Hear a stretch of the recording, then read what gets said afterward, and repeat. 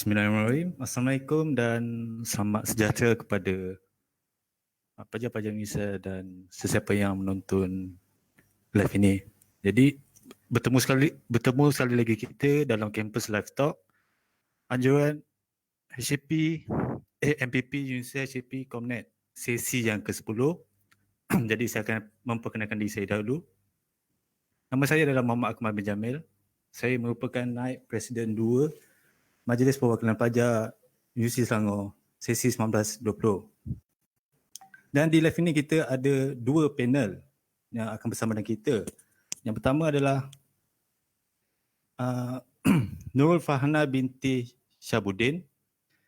Beliau merupakan pelajar ijazah sarjana muda pendidikan awal kanak-kanak dan sekarang ini berada di semester ke-5. Dan beliau juga merupakan setiausaha Kelab Mahasiswa Pendidikan Awal Kanak-kanak atau nama lainnya KEMPAK. Okey, hebat namanya. Okey, panel yang kedua adalah Siti Suraya binti Sapuan. Beliau merupakan pelajar diploma pengajian pendidikan prasekolah. Dan beliau merupakan presiden untuk Kelab Ikatan Mahasiswa Prasekolah atau nama lainnya IMPRA. Okey. Selesai sudah saya punya pengenalan. Jadi tajuk yang kita akan kupas malam ini adalah globalisasi dan impaknya terhadap pendidikan. Jadi sebelum tu saya akan beritahu dalam untuk viewer untuk kalau ada sebarang komen atau soalan boleh komenlah dekat di ruangan yang disediakan. Jadi untuk soalan yang pertama adalah apakah itu globalisasi? Jadi saya akan persilakan panel kita yang pertama, Nurul Farhana untuk menjawab soalan itu. Okey, terima kasih kepada moderator kita iaitu saudara Akmal. Okey, globalisasi ni, apa itu globalisasi? Globalisasi ni merupakan satu fenomena yang dapat menghubungkan dunia tanpa sepadan. Ini bermaksud sesebuah masyarakat yang yang berada dalam era globalisasi pada hari ini, mereka lebih berpeluang untuk mengakses pelbagai maklumat dan bersosial secara luas dan tanpa had. Hal ini kerana semua benda pada hari ini berada pada hujung jari. So, globalisasi juga merupakan salah satu proses penyingkiran batasan atau sekatan kerajaan mengenai sesebuah negara dengan negara lain untuk mewujudkan satu ekonomi yang lebih luas dan lebih maju tanpa sepadan. Okey, seperti yang saya cakap tadi, semua kita boleh dapat di hujung jari.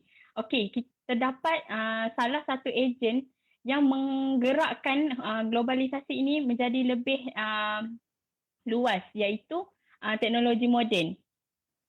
Okey, teknologi moden ni telah berjaya menyingkirkan proses globalisasi. Proses globalisasi tanpa batasan. Contohnya apa yang kita dapat lihat sekarang, kita dapat berkongsi ilmu menggunakan laman sosial dan semua masyarakat dapat input tu dengan lebih jelas. Okey, saya akan kaitkan dengan tajuk kita pada hari ini, globalisasi pendidikan. Globalisasi pendidikan dia mempunyai kait rapat dengan pendidikan. Kenapa saya cakap macam tu? Sebab pendidikan dia mempunyai tempat yang penting untuk membentuk sesebuah masyarakat menjadi lebih baik. Jadi globalisasi ni perlu berkait rapat dengan pendidikan dan ia memberi impak yang mendalam kepada seseorang. Okey, globalisasi ni juga kita ada globalisasi ekonomi dunia. globalisasi ekonomi dunia ni juga berkait rapat dengan pendidikan sebab ia mendorong kepada penekanan dan pengantarabangsaaan antaranya mata pelajaran yang termasuk di dalam kursus di sekolah maupun di IPT. Contohnya yang kita dapat lihat sekarang, bahasa Inggeris menjadi bahasa utama di Malaysia dan rata-rata dunia sebab bahasa Inggeris ni mudah untuk difahami oleh semua masyarakat. Okey, globalisasi pendidikan ini juga akan mewujudkan lagi peluang perkongsian yang lebih mendalam dan perkongsian baru untuk melakukan penyelidikan, pengajaran sesebuah agensi ataupun institusi di seluruh dunia. Setakat itu saja. Apa itu globalisasi?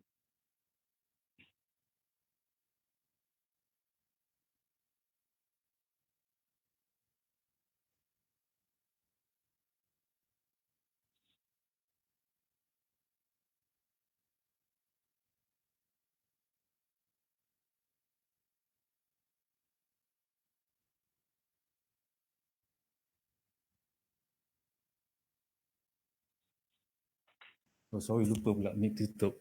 Okey, terima kasih untuk panel kita yang pertama. Jadi untuk soalan yang seterusnya, soalan yang sama juga tapi kita akan kepada panel yang kedua. Jadi Siti Suraya, apakah itu globalisasi? Silakan.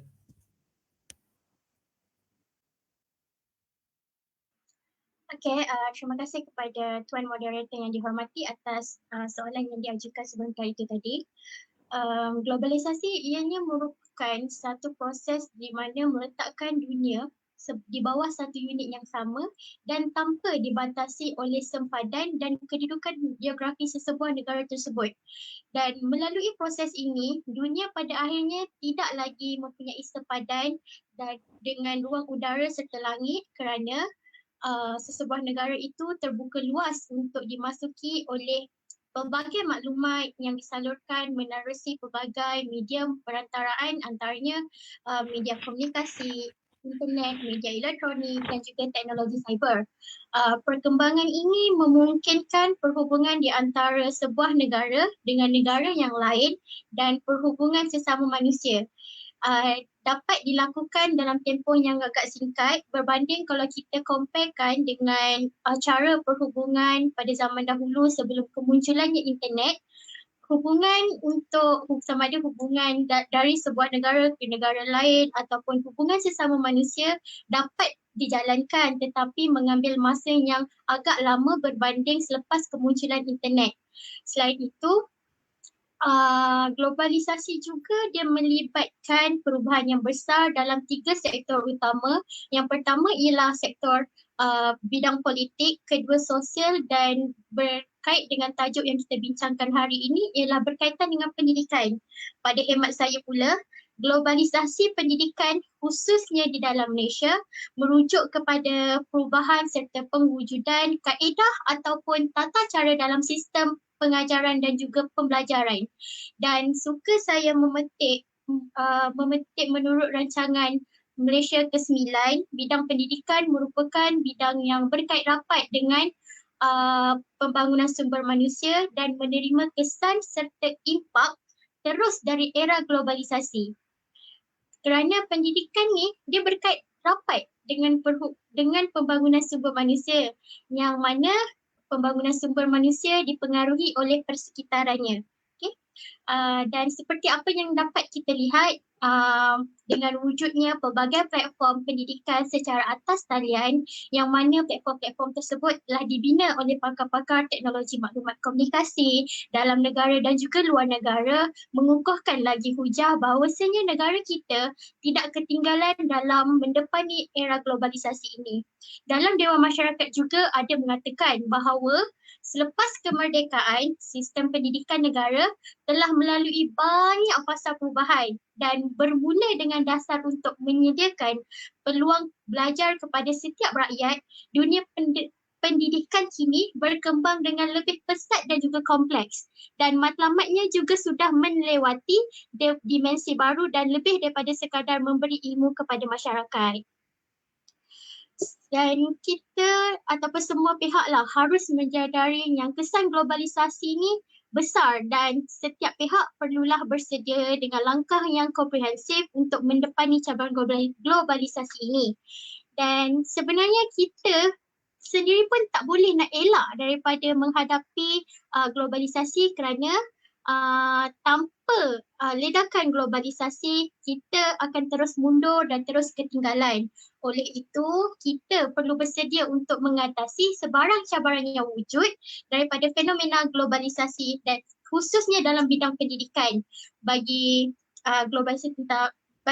globalisasi pendidikan yang berkaitan dengan sains, teknologi dan juga kejuruteraan sebenarnya mempunyai perbezaan tetapi saling berkaitan dan tidak boleh dipisahkan. Maka tumpuan yang keterlaluan pada salah satu hujungnya akan meruntuhkan ketiga-tiga bidang ini yang mana saya nyatakan awal-awal tadi berkait dengan politik, ekonomi dan juga pendidikan. Jadi jika Malaysia ingin menjadi sebuah negara industri yang sihat, kukuh serta negara yang dapat bersaing dengan negara maju, kita perlulah mempunyai keupayaan yang tinggi dalam bidang pendidikan serta pengaliran pengetahuan yang lancar di antara kedua-duanya. Sekian. Okey, itu saja mengenai definisi globalisasi. Fuyo. Panjang. Okey, terima kasih atas perkongsian yang sangat bagi saya sangat boleh diterima. Okey, soalan yang kedua adalah untuk Nur Farhana. Okey, kita sedia maklum tentang 5G ni adalah satu internet yang sangat laju dan tak semua negara ada menggunakan 5G ini. Jadi antara negara-negara yang menggunakan 5G ni adalah US, South Korea, China dan ada lagi yang lain lah. Okay, jadi persoalannya di sini, 5G di Malaysia, mampukah Malaysia? Dan adakah akan berimpak yang baik dalam kehidupan mahasiswa, khususnya di kampus? Silakan Cik Farhana. Okey, terima kasih moderator. Okey, untuk soalan yang kedua ni, internet kelajuan 5G. Okey, seperti yang kita ada sekarang adalah internet berkelajuan 4G. Okey, internet berkelajuan 4G ni pun sudah memuaskan hati masyarakat di Malaysia. Apatah lagi kelajuan internet 5G. Okey, dengan adanya rangkaian internet kelajuan 5G, kita dapat mengakses pelbagai maklumat dan berkomunikasi tanpa had, tanpa sekatan. Okey, seperti yang saya ada, kelajuan internet 4G ni adalah berkelajuan 10 Gbps, manakala 5G pula berkelajuan sehingga 15 hingga 20 Gbps. Maknanya dari sini kita nampak kelajuan 4G dengan 5G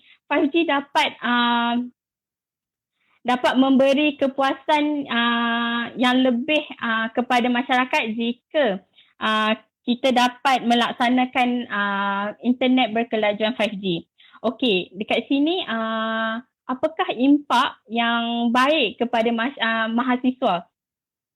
Okey, seperti yang saya cakap tadi,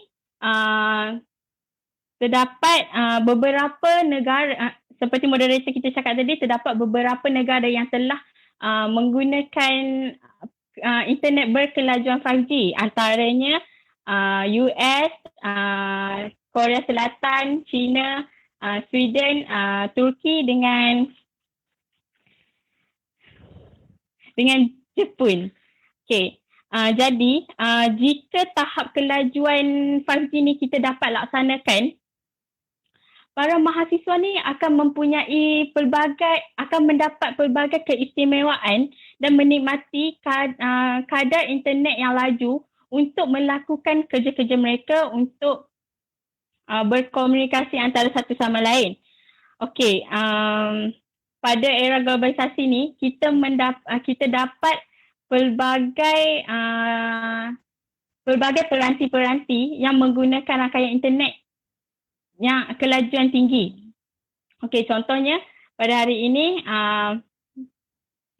kita mempunyai printer yang menggunakan Wi-Fi.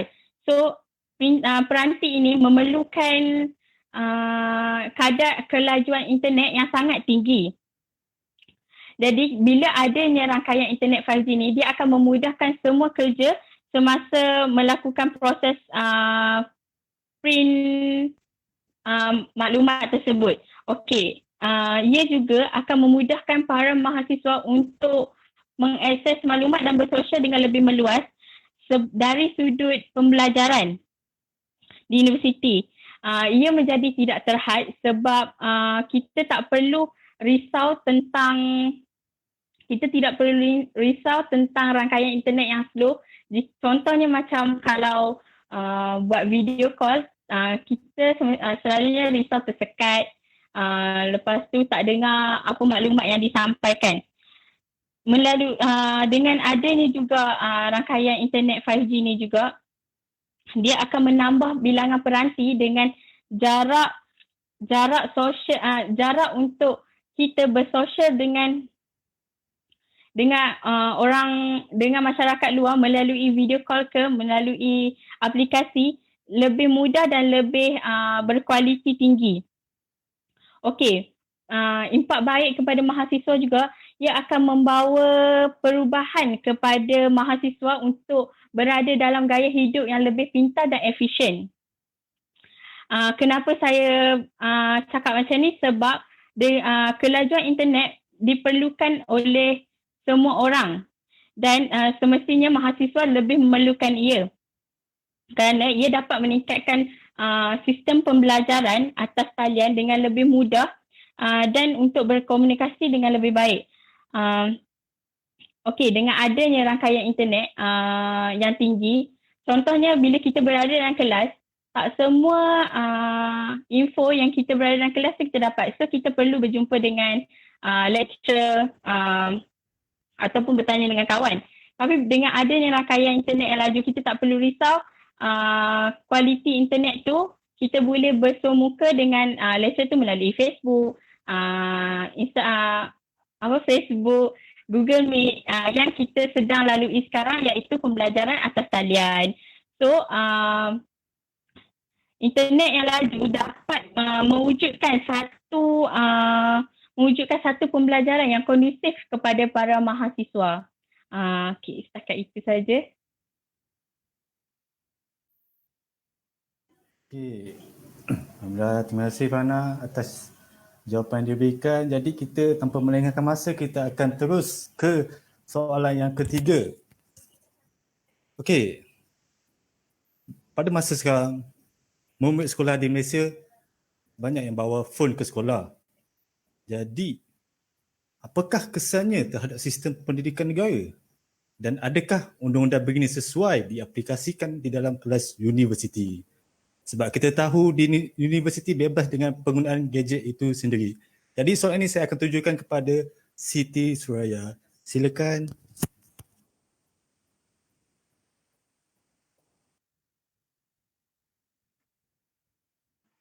Alright. Okay, terima kasih atas soalan itu tadi.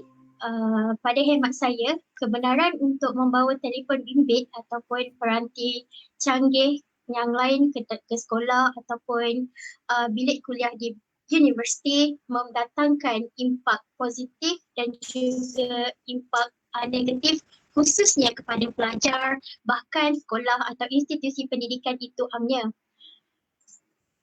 Dalam dunia kini yang mana dilingkari kemajuan sains dan juga teknologi, jika kita lihat kembali penggunaan telefon dalam kalangan murid serta pelajar di universiti bukan sahaja memudahkan perhubungan antara satu dengan yang lain. Tetapi bahkan sesuatu aktiviti pengajaran dan pembelajaran juga dapat dilaksanakan dengan lebih cepat dan juga mudah.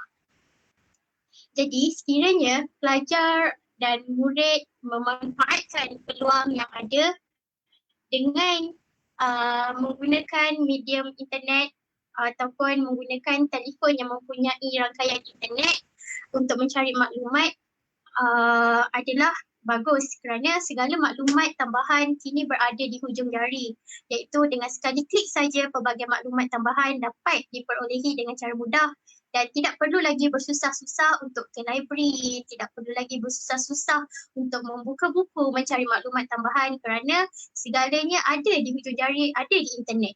Okay. Seterusnya kita boleh kaitkan dengan guru ataupun pensyarah yang mana boleh memanfaatkan penggunaan penggunaan telefon ataupun peranti pintar ni di dalam kelas dengan cara ataupun dijadikan sebagai alternatif pembelajaran secara atas talian kerana kebanyakan aplikasi pada hari ini seperti aplikasi YouTube boleh dijadikan sebagai medium pengajaran interaktif bersama para pelajar. Hal ini kerana variasi kandungan dan isi pelajaran yang dimuat naik di YouTube dan video di YouTube mampu menarik perhatian serta fokus pelajar terhadap sesuatu topik ataupun tajuk pelajaran yang dibincangkan. Berbeza jika pembelajaran tersebut dideliver ataupun disampaikan dalam bentuk kuliah fizikal. Seterusnya, pelajar juga dipercayai mampu melakukan pembelajaran secara atas talian kerana aplikasi-aplikasi yang ada pada masa kini seperti Google Meet, seperti Medium e-learning, Google Classroom dan sebagainya boleh dimanfaatkan untuk ataupun khusus dalam bidang pendidikan.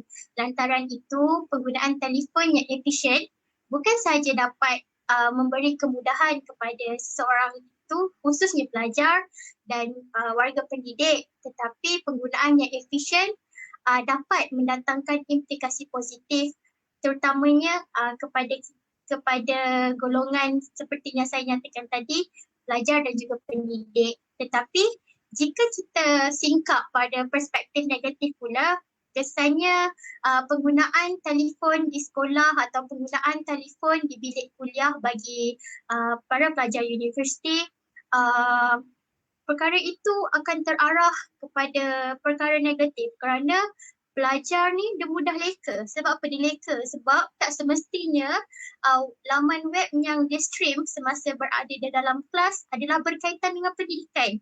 Bahkan kadang-kala ada sesetengah pelajar yang apabila pensyarah ataupun guru beri arahan untuk masuk ke laman web pendidikan tertentu, tetapi apa yang mereka lakukan adalah sebaliknya. Mereka lebih gemar untuk melayari laman web yang tidak berkaitan dengan isi pembelajaran dan ataupun topik yang sedang guru ataupun pensyarah minta dan bincangkan. Okay. Selain itu, kenapa pensyarah ataupun guru tak dapat kawal penggunaan internet ataupun penggunaan peranti pintar dalam kalangan pelajar dan murid? Sebab guru dan pensyarah tak mampu untuk monitor satu persatu pelajar yang diajarnya dalam kelas tersebut. Okey, contohnya dalam satu kuliah ada seorang pensyarah dan pelajarnya lebih kurang 60 ataupun 70 orang dalam dewan. Mana mungkin pensyarah dapat memantau satu persatu pelajar apa laman web yang mereka buka. Jadinya sebagai pelajar kita seharusnya jujurlah bila pensyarah minta untuk buka laman web tertentu, cari maklumat tentang topik yang sedang dibincangkan, kita buka. Jangan melalut buka benda lain sebab kita bukan sahaja menipu diri sendiri, bahkan kita membuang masa. Buang tenaga, buang data. Kita datang kelas untuk belajar, tapi bila mana kita buka laman web yang tak sepatutnya, kemudian kita tak dapat input apa yang cuba disampaikan pesara ataupun guru, kita ni seolah-olah tak payah pergi kelas lah. Duduk rumah kemudian stream lah website apa yang kita nak. Okay. Kemudian apa implikasinya kalau kita tersilap percaturan dengan mengakses ataupun laman web yang tidak berkaitan dengan pendidikan, bimbang sekiranya kejap. Bimbang sekiranya pelajar tersebut berisiko dan terus hanyut dengan penggunaan internet yang tidak terkawal, dan paling kita takuti ialah pelajar tersebut dia sudah tidak berminat dengan pelajaran dan memandang serta mengambil remeh pembelajaran tersebut, walaupun dia sedar bahawa pelajaran itu adalah penting pada masa kini, tetapi atas asbab kerakusan untuk mengakses pelbagai laman web, menjadi orang yang terawal tahu tentang sesuatu berita, ia boleh menyebabkan seorang itu menjadikan pelajaran ini dan menganggap pelajaran ini tak penting. Okay, suka saya nak kaitkan, menurut Google Trends, Malaysia merupakan negara ke-8 dalam senarai negara yang paling banyak melayari laman web yang berunsur pornografi. Maaf, bahkan kajian yang telah dijalankan oleh penyelidik di Institusi Pengajian Sosial Universiti Putra Malaysia pada April 2010 mendapati lebih 22% remaja di Malaysia gemar melayari laman web yang tidak sepatutnya mereka layari dalam kurungan berunsur pornografi. Lanjutan daripada huraian yang saya nyatakan pada poin yang di atas tadi, penggunaan telefon bimbit juga boleh menjejaskan kesihatan murid seperti yang telah dinyatakan dalam keratan akhbar Metro Harian Metro pada 29 April pada tahun 2015 ada menyatakan tentang kesan buruk ketagihan telefon pintar terhadap pelajar, yang mana antara kesannya ialah pelajar seseorang itu boleh mendapat penyakit insomnia kerana ketagihan ataupun terlalu obses terhadap teknologi. Insomnia ni dia adalah penyakit yang menjejaskan kualiti tidur seseorang itu. Maknanya seseorang itu tak dapat tidur yang berkualiti, tak boleh tidur sebab nak berjaga malam, nak online streaming, main game, layan live dan sebagainya. Tetapi bukanlah live yang ke arah pendidikan. Maksud saya di sini contohnya live-live yang tidak sepatutnya mereka tonton. Ya, pelajar perlukan hiburan, tetapi hiburan tersebut perlulah kita perhalusi semula, kita fikirkan semula sama ada hiburan tersebut bersesuaian tak dengan kita, yang mana kesan hakiki kita sebagai seorang pelajar. Boleh untuk berhibur, tetapi masa hiburan tersebut perlulah kita hadkan. Janganlah terlalu nak berhibur sampai sanggup tinggalkan pelajaran. Dan kadar kebergantungan yang tinggi terhadap teknologi juga boleh menyebabkan memori jangka pendek seseorang itu menjadi kurang berkesan. Kurang berkesan dalam bermaksud daya ingatan dia lemah. Jadi dia sukar untuk mengingati, especially terutamanya berkaitan dengan pelajaran. Contohnya apa yang pensyarah ajar pada pagi, petang dah dia ingat dah. Sebab daya ingatan dia dalam jangka masa pendek tu lemah. Mitasnya sebagai seorang pelajar, kita sepatutnya lebih cakna tentang cara betul ataupun tata cara yang betul penggunaan telefon bimbit serta cara yang betul untuk melayari laman web pendidikan ataupun menggunakan medium internet. Dan kita perlulah tahu cara macam mana nak bahagikan masa antara tugasan hakiki sebagai seorang pelajar dan memenuhi keperluan untuk bersosial di sosial media, supaya kedua-dua ini dapat dicapai dengan seimbang. Walau bagaimanapun, saya tidak menafikan tentang kebenaran membawa telefon ke sekolah ni ataupun bilik kuliah ni, dia mempunyai kebaikan yang tersendiri. Okay, tetapi ada tetapinya. Kita perlulah memperhalusi semula dan mengambil pendekatan untuk menggunakan peranti lain sebagai gantian kebenaran penggunaan telefon kepada murid ketika keberadaan mereka di sekolah. Contohnya seperti yang dicadangkan oleh Kementerian Pelajaran Malaysia, penggunaan netbook dalam kalangan murid boleh dimaksimumkan dan kebanyakan murid perlulah diberi peluang untuk menggunakan netbook tersebut. Manakala bagi pelajar universiti pula, penggunaan telefon ketika berada di dalam dewan kuliah ataupun bilik kuliah perlulah dihadkan ataupun pensyarah menetapkan tempoh masa untuk menggunakan telefon. Contohnya ketika membincangkan tentang sesuatu topik, pelajar perlu diberi masa dalam 1 jam ataupun 40 minit untuk melayari internet ataupun menggunakan telefon mereka untuk mencari maklumat tambahan tentang topik yang dibincangkan.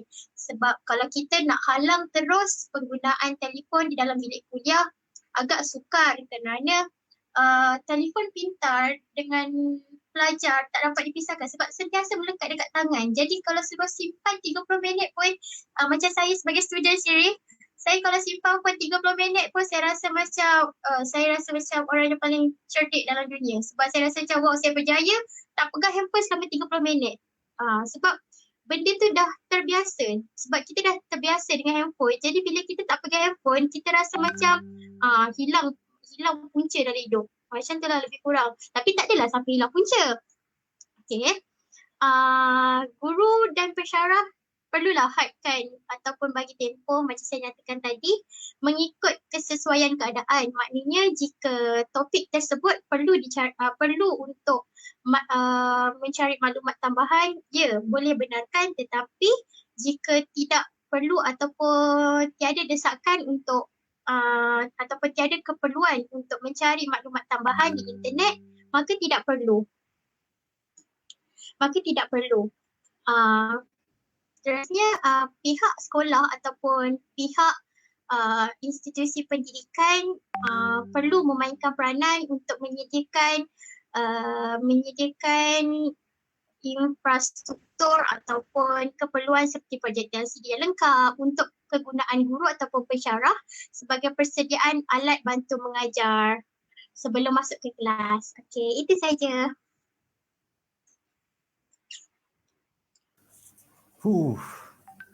Panjang dan penuh dengan fakta. Terima kasih saya ucapkan kepada Siti Suraya. Jadi kita akan ke soalan yang seterusnya. Soalannya berbunyi begini. Ada beberapa sumber ilmu yang yang pasti akan kita tidak tahu. Jadi misalnya perubatan. Bagaimanakah pelajar-pelajar universiti berinvestasi dengan universiti lain untuk mengeruk sumber ilmu di universiti tersebut? Contohnya, kepakai USN sebagai Universiti Sains Terunggul di Malaysia. Pada pandangan anda, bagaimana kita nak link untuk universiti melalui organisasi pelajar itu sendiri? Jadi soalannya adalah untuk panel kita yang pertama, Farhana. Silakan. Okey, terima kasih. Okey, pada pandangan saya, bagaimana kita nak menginvestasikan para pelajar universiti dengan universiti lain untuk berkongsi sumber ilmu dengan masyarakat luar. Okey, pada hari ini kita mempunyai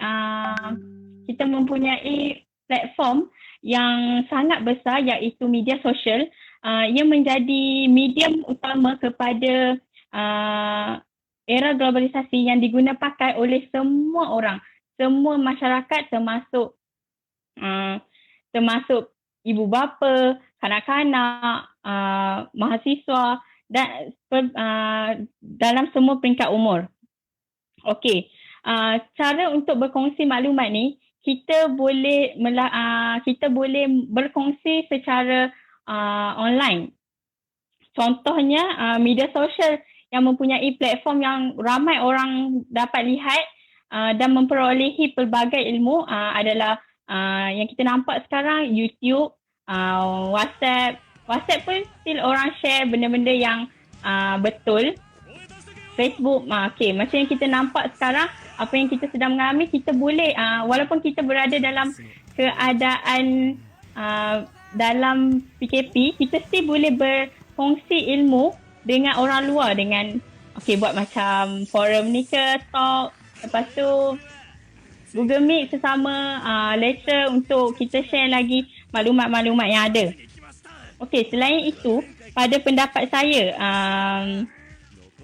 kita boleh membuat satu pertukaran pelajar dengan adanya pertandingan-pertandingan peringkat dunia, peringkat antarabangsa.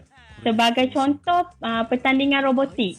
Pertandingan robotik kita di Malaysia kebanyakannya akan bertanding di luar negara. So dalam pertandingan ini kita boleh berkongsi ilmu, bertukar pendapat dengan peserta-peserta luar negara. Kerana idea masing-masing tak semua sama. Masing-masing mempunyai idea tersendiri. So dari situ kita boleh bertukar pendapat dan mengetahui lagi cara-cara untuk membuat benda ni dengan lebih mudah ke, lebih menjimatkan kos ke. So bila para peserta Malaysia tu balik ke negara dia boleh berkongsi ilmu dengan membuat satu video, ataupun bila buat satu video tu untuk berkongsi dengan universiti lain.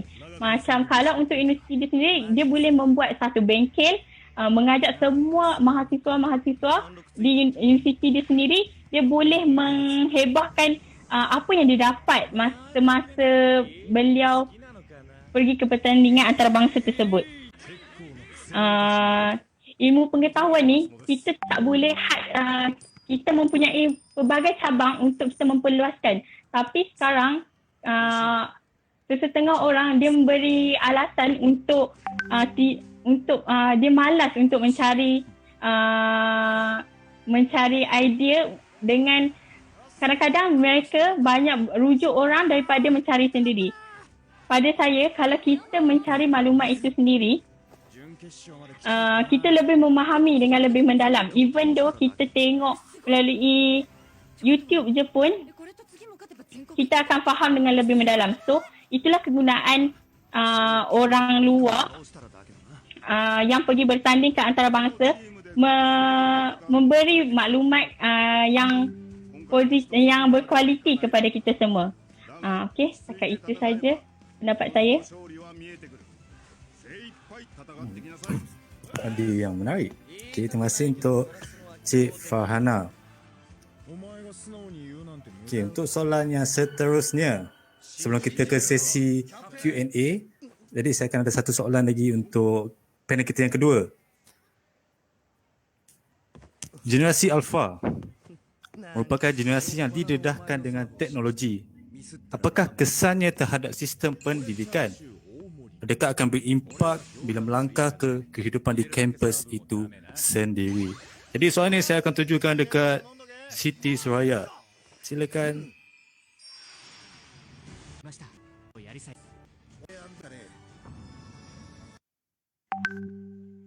Terima kasih atas soalan itu tadi. Suka untuk saya terangkan apa itu sebenarnya generasi Alpha.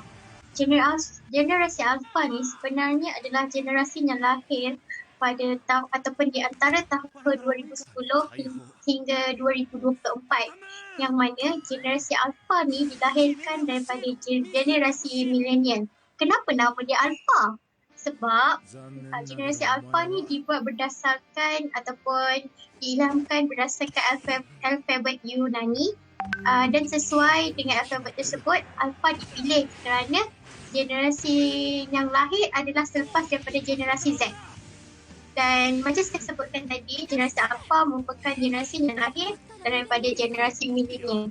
Dan dijangkakan sekitar 2.5 juta generasi Alpha akan dilahirkan setiap minggu di dunia. Dan dipercayai pada ataupun menjelang tahun 2025, sekitar 2 million generasi Alpha akan dilahirkan. Generasi Alpha ni sebenarnya dia sudah mula hidup dengan perkembangan teknologi yang pesat. Contohnya gadget ataupun peranti menjadi sebahagian dari kehidupan mereka secara penuh. Mana sepenuhnya mereka bergantung kepada peranti tersebut.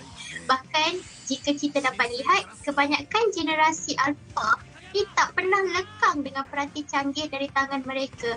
Mana je mereka pergi mesti ada peranti canggih. Dari laptop ke telefon dan sebagainya. Dan anak-anak generasi alpha ni dia merupakan generasi yang paling berpengaruh. Maksud saya berpengaruh di sini adalah paling berpengaruh dalam kehidupan manusia. Dan dengan umur mereka yang masih muda, serta macam generasi alpha yang lahir tahun 2010 dan 2020 ni mereka baru 10 tahun. Tetapi dengan umur mereka yang sangat muda tu, tapi dia dapat mempengaruhi putaran ekonomi dunia. Hebat kan? Kerana menurut ahli strategi pemasaran dunia, Christian Catter, generasi alpha ni dia telah menghabiskan sebanyak 18 juta dolar setiap tahun hanya untuk penuhi mereka punya kehendak mereka. Contohnya pakaian berjenama, permainan video dalam talian yang perlu dibayar dan kehendak-kehendak mereka yang lain. Dan kemajuan teknologi yang pesat ini juga telah mempengaruhi kehidupan mereka, contohnya dari segi gaya mereka belajar, gaya mereka bersosial hinggalah pergaulan mereka sehari-harian. Dan kenapa generasi alpha ni terpaksa belanjakan sejumlah wang yang besar? Sebab wang tersebut perlu untuk memenuhi kehendak-kehendak mereka. Dan untuk mendapatkan info penting, mereka terpaksa mengeluarkan sejumlah wang kerana mereka terlalu mengejar teknologi, bahkan mereka juga terlahir dalam kepesatan teknologi. Jadi mereka ni mereka ni merujuk kepada generasi alpha, berpotensi untuk menjadi hamba teknologi. Sebab apa? Sebab mereka terlalu rakus untuk menyaingi kepesatan teknologi. Dan Malaysia merupakan sebuah negara yang mana berkembang pesat seiring dengan ledakan teknologi pada masa kini. Dan dalam menuju ke sebuah negara ataupun sebuah negara yang arah pendidikannya bertaraf dunia, Malaysia perlu membawa suatu perubahan yang mana memberi kesan kepada dunia pendidikan. Oleh itu, Kementerian Pendidikan Malaysia telah meneliti beberapa perkara yang perlu dilaksanakan dan berusaha untuk menjayakan usaha tersebut bersesuaian dengan matlamat dan zaman kini. KPM telah melaksanakan pembelajaran abad ke-21 ataupun PAK-21 yang telah bermula pada tahun 2014. Pada masa kini, PAK-21 menjadi satu isu yang hangat dalam dunia pendidikan sebab ianya dilihat mampu untuk memenuhi keperluan pendidikan pada masa kini khusus kepada golongan alpha. Di samping membawa perubahan yang baru, dalam dunia pendidikan, PAK-21 juga dikatakan sebagai proses pembelajaran yang berpusat pada murid, yang mana terdapat beberapa elemen yang diterapkan, iaitu antaranya ialah komunikasi kolaboratif, pemikiran kritis, serta kreativiti dan aplikasi nilai murni dan etika. Dan elemen-elemen ini juga disebut sebagai standard asal dalam PAK-21. Okey, itu sahaja jawapan untuk soalan yang diajukan Tuan Moderator. Okey. Alhamdulillah, terima kasih Siti Suraya, panel kedua kita. Jadi kita akan ke sesi Q&A. Okey, saya dapat tengok yang okey, daripada Hazib Ismail. Soalan dia adalah, saya ada soalan. Sebagai mahasiswa-mahasiswi FAS, apakah contoh-contoh globalisasi yang telah dipelajari di UNISEL yang dapat dikongsikan serba sedikit kepada viewer-viewer yang mungkin berminat untuk memasuki UNISEL? Mungkin panel-panel boleh menggunakan platform live ini untuk mempromosikan FAS di UNISEL. Jadi saya bagi pada Fahna lah untuk menjawab. Okey, silakan Fahna.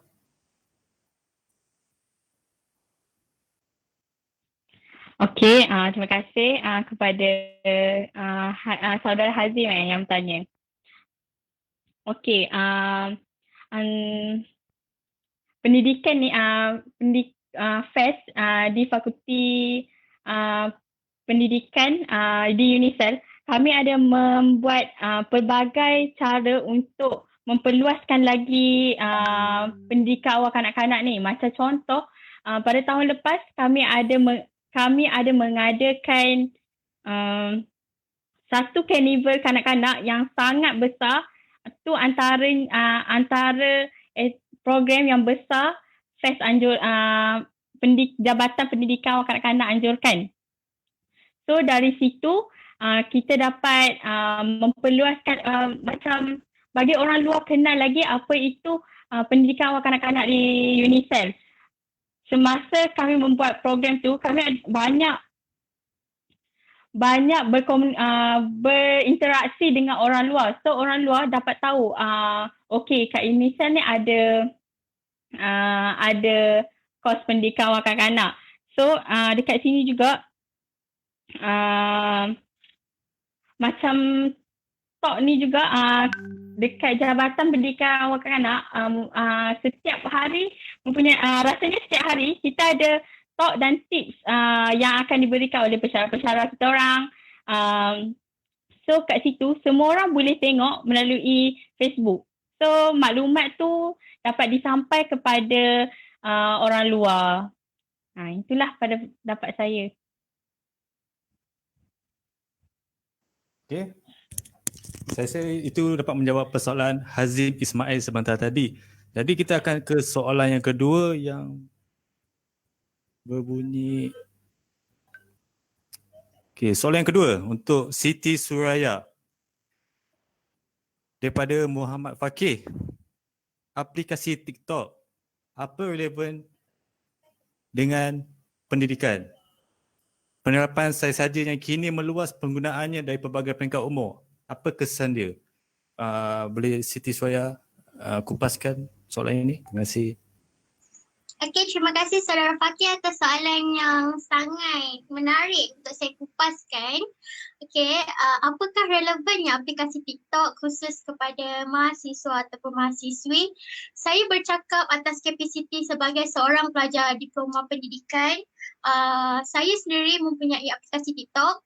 Tapi TikTok tu saya gunakan untuk sebagai medium untuk berkongsi cara-cara bagaimana untuk membuat bahan bantu mengajar kerana aplikasi TikTok ni kalau kita tahu cara betul penggunaannya maka perkara yang positif akan berbalik semula pada kita. Tetapi jika kita menggunakan medium TikTok ni sebagai medium untuk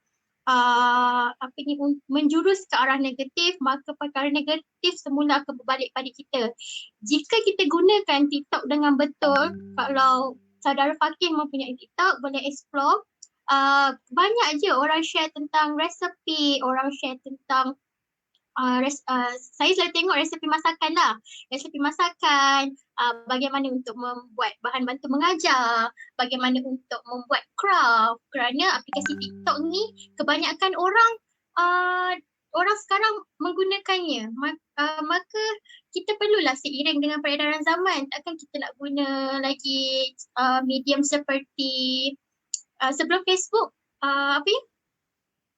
Medium yang sebelum Facebook tu. Saya lupa medium apa, tapi kita perlulah seiring dengan perkembangan zaman. Jadi kalau gunakan TikTok ni, kalau cara kita gunakan dia untuk benda yang baik, maka ia macam saya kata tadi, ia mendatangkan perkara yang baik kepada kita. Contohnya kalau macam aplikasi TikTok ni, tak semestinya kita boleh berkongsi video untuk membuat bahan bantu mengajar, kongsi video resepi masakan. Tetapi kita juga boleh mengekspresikan kreativiti kita menghasilkan video-video pendek yang mana mampu menarik viewers dan mampu menjadi inspirasi kepada orang lain. Tetapi jika kita pandang pada sudut negatif, kebanyakan berlaku keruntuhan akhlak serta keruntuhan moral dalam kalangan anak muda, khususnya anak muda di Malaysia, kerana berlaku ataupun kerana penyalahgunaan terhadap aplikasi tersebut. Jadi saya harap dengan penjelasan saya tentang relevankah penggunaan TikTok dalam kalangan mahasiswa-mahasiswi dapat memberi penjelasan kepada saudara Fakir. Terima kasih.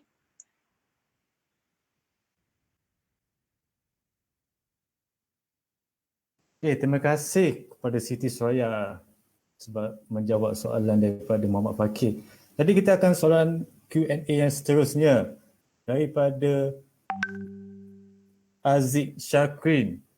Soalannya adalah, dengan adanya semua informasi di hujung jari, iaitu bersifat maya atas talian ataupun soft copy ini, apakah informasi dalam bentuk fizikal seperti buku sudah tidak lagi relevan? Jadi soalan ini saya akan buat open antara korang, antara dua panel ni boleh pilih siapa yang nak menjawab. Okey, saya panel pertama akan menjawab sedikit. Pada pendapat saya, buku ni bukan dah tak relevan. Maksud dia kita boleh kaitkan dengan peredaran zaman. Maksud dia kanak-kanak pada hari ini mereka lebih berkemahiran tinggi dalam menggunakan teknologi moden. Contohnya macam generasi yang tadi panel kedua cakap, mostly kanak-kanak mereka menggunakan telefon bimbit, mereka sudah mempunyai telefon bimbit sendiri, iPad dan lain-lain untuk belajar atas talian. So buku ni bagi diorang sesuatu, bukan tak semua kanak-kanak tapi mostly kanak-kanak dia lebih suka benda yang bergerak, benda yang cantik. Jadi belajar di atas talian ni akan bagi perasaan yang seronok untuk kanak-kanak. Sebab kalau dalam buku, gambar tu tak bergerak. So mereka kadang-kadang jadi, mereka akan belajar tapi dalam jangka masa yang singkat. Sebab mereka rasa macam dipaksa untuk belajar, menulis. Kalau macam menggunakan teknologi moden, diorang perlu klik je benda tu dan keluar. Apa informasi yang diorang nak semua ada. Lagu, games dan lain-lain. Okey, selain itu juga dengan adanya, maafkan saya, dengan adanya informasi di hujung jari ni, para ibu bapa dapat menjimatkan duit, menjimatkan kos pengeluaran duit. Macam diorang tak payah beli buku dah, semua informasi kita boleh melayari menggunakan internet. Dan itu dia akan menjimatkan masa juga sebab apa yang kita nak semua dah ada dalam internet. Semua maklumat, ibu bapa juga dapat tolong mengajar kanak-kanak. Kalau tidak macam sebelum, kalau tak adanya internet, panggil apa, teknologi moden ni, kanak-kanak dia hanya tumpu pada guru. Kalau macam adanya teknologi moden ni, kanak-kanak dapat mengulang kaji dekat rumah tanpa tunggu kena pergi ke sekolah pada esok harinya pula. Macam itulah pada pendapat saya. Okay, terima kasih. Sama. Jadi jam pun sudah menunjukkan 10.39 malam. Jadi kita akan, tanpa membuang masa, kita akan terus ke soalan yang terakhir untuk Siti Suraya. Okay, soalan dia adalah berbentuk begini.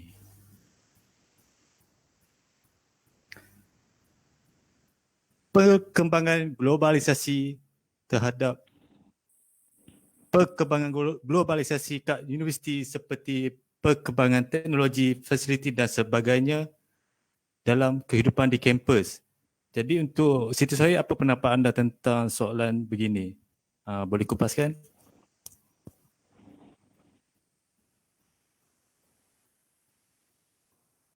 Okay, berkaitan, maafkan saya.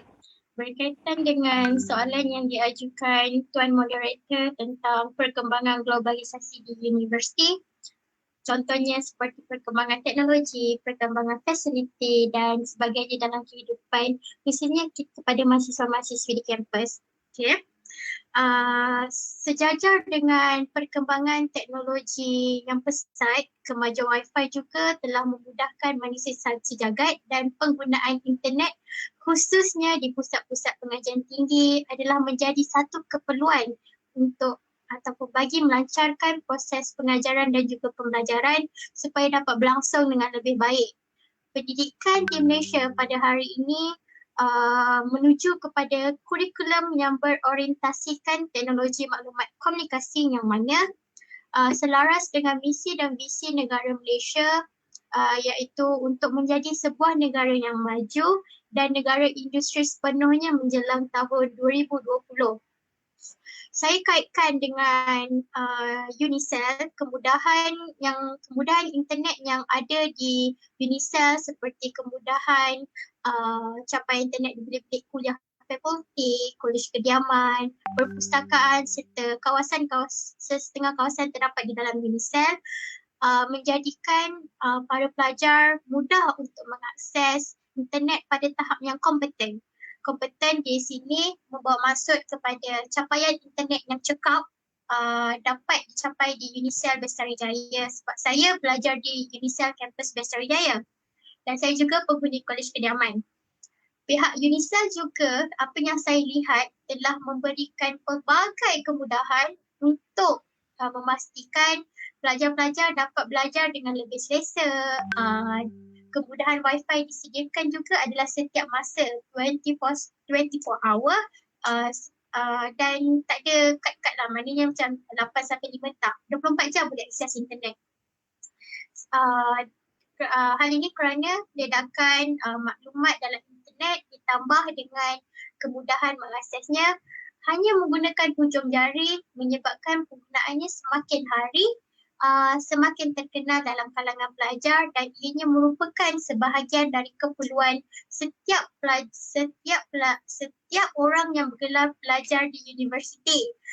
Perkembangan teknologi ini juga telah membawa kepada pengwujudan platform seperti e-learning ataupun e-pembelajaran yang mana pembelajaran dan pengajaran melalui platform ataupun medium e-learning ini adalah isu yang tidak asing bagi kami khususnya pelajar Unicell kerana telah wujudnya satu budaya pembelajaran moden yang diselang-selikan dengan gaya pembelajaran ataupun budaya pembelajaran tradisional yang mana internet menjadi medium pembelajaran utama bagi para pelajar di sini. Sekian, itu saja jawapan untuk soalan yang diajukan oleh Tuan Moderator. Okay. Terima kasih Siti Suraya atas soalan dijawab dengan begitu bagus. Okey, jadi kita dah jam 10.43 malam. Jadi itulah masa mencemburi kita untuk meneruskan sesi forum ini dengan lebih lama. Tapi tak apa. Sesi yang seterusnya adalah pada jam esok 10 pagi ke 11 pagi.